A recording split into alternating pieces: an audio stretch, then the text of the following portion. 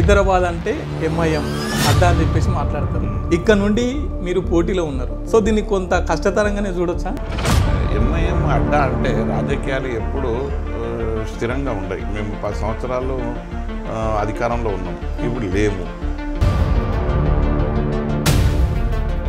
అలాగే గంగాధర్ ఫౌండేషన్ అడిగింది. సో ఇంత ప్రజాసేవ చేస్తున్నారు కదా, ఎందుకన్నా రాజకీయాలు అంటే అంత ఇంట్రెస్ట్? నేను కింది స్థాయి నుంచి వచ్చిన ఒక బీసీ కులానికి చెందినవన్నీ ఏదో భగవంతుడు నాకు మంచి బుద్ధి కలిగించిండు, ప్రజలకే నిలవాలి, ప్రజలతోనే ఉండాలి, ప్రజలే అభివృద్ధి నా అభివృద్ధి, ప్రజలే సంక్షేమమే నా సంక్షేమం.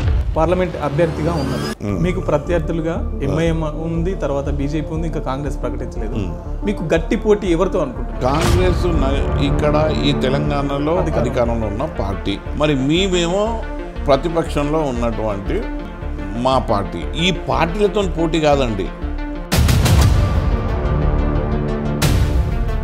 400 సీట్లు అని చెప్పేసి నేనేమంటున్నా, రజాకారులు రక్తపాతం ఇక విజృంభిస్తాం, విచ్ఛిన్నం చేస్తాం, నలుమూలల మేము విధ్వంసాన్ని ఎదుర్కొంటాం. విధ్వంసం ఏమవుతుందండి? ఇవాళ మన పిల్లలు చదువుతున్నారు, ఉన్నత చదువులు చదువుతున్నారు, మనుషులు అన్నవాళ్ళు అభివృద్ధి పదంలో నడవాలి అన్నదే ఆలోచన చేస్తున్నారు, మతాలను తీసుకొస్తలేరు. అసలు మతము హిందుత్వము రాజకీయాలలో అవసరమైంది అని అంటున్నా. ఇప్పుడున్న పరిస్థితులలో టీఆర్ఎస్ లిక్కర్ స్కామ్ అని, కాళేశ్వరం కుంభకోణం అని, ఫోన్ ట్యాపింగ్ అని ఇన్ని ఆరోపణలు ఎదుర్కొంటుంది కదా, ఈ సమయంలో ప్రజలను ఎట్లా ఏ విధంగా? సంఖ్యాబలంతో ఉన్న రాష్ట్రాలనే పడగొట్టి ఇవాళ బీజేపీ పార్టీ అధికారంలో వస్తుంది. మరి బీజేపీ పార్టీ ఇవాళ కవిత గారిని అరెస్ట్ చేసింది అంటే నేనేమంటున్నా అంటే, నేను ఎక్కువ లోతుకు పోకుండా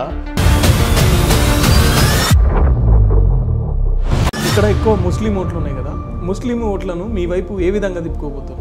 మా దగ్గర షాదీ ముబారక్ తీసుకున్న వాళ్ళు కృతజ్ఞతగా మాకు ఓటేయరా? మాతో డబుల్ బెడ్రూమ్ తీసుకున్న వాళ్ళు మాకు కృతజ్ఞతగా ఓటేయరా? ఈ ప్రభుత్వానికి ఇవాళ దళిత బంధు ఇచ్చినందుకు మాకు ఓటేయరా? కానీ 2 లక్షల మంది జీవితాలలోనైతే ఇవాళ వాళ్ళని ఆర్థికంగానైతే ఇవాళ కోటీశ్వరులను చేసినాం కదా.